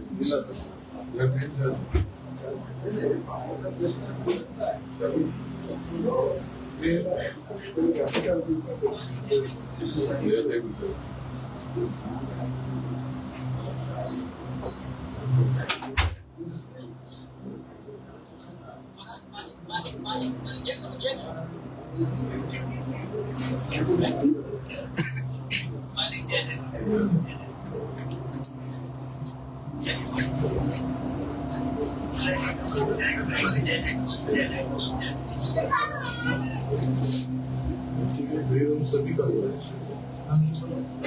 सबका उसी में हुआ है के घर जाकर के तो चले आएंगे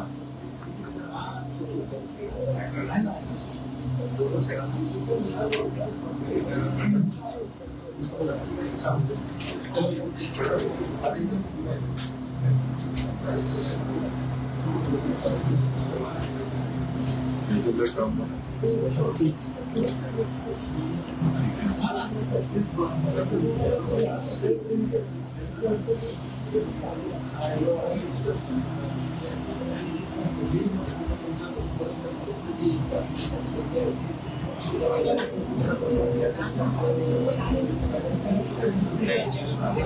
कैब में आया था इनके साथ तो सुना के आया तो लेक माली का दर्शन कर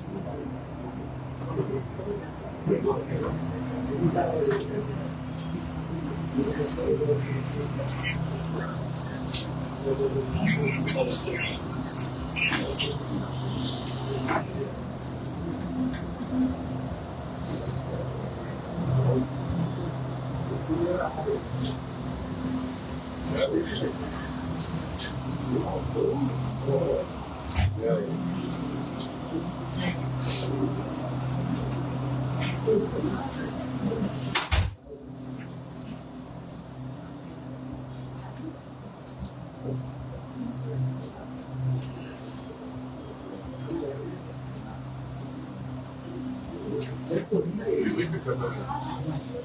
है अभी कितना बन रहा है? अभी कोई पार्टी नहीं जाता, पार्टी में भी नहीं जाता। भेज दोनों बनाते कैसे नहीं जाते? कैंटीन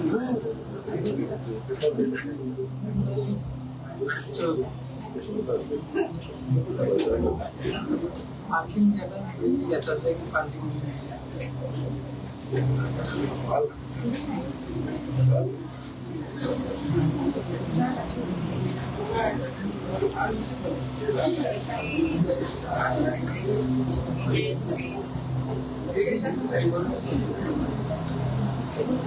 तीस को आ जाना, 30 तारीख को आ जाना।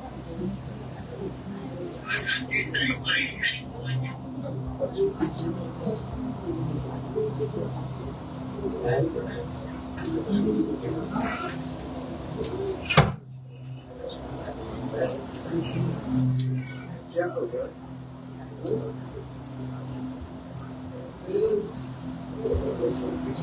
तो मोबाइल घुमाओ, देखो कौन कौन बैठा है।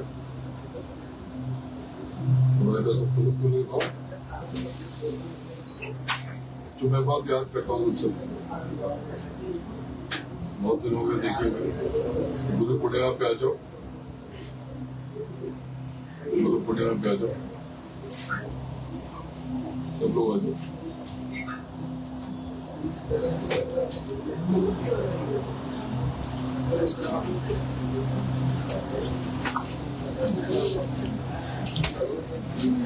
ये मानते नहीं है।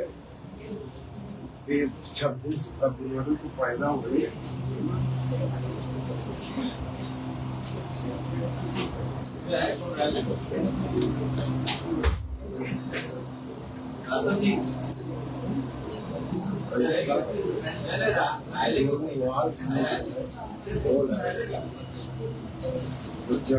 चार महीना हो गया यहाँ पे वाड़िया हॉस्पिटल में दिखा रहा हूँ।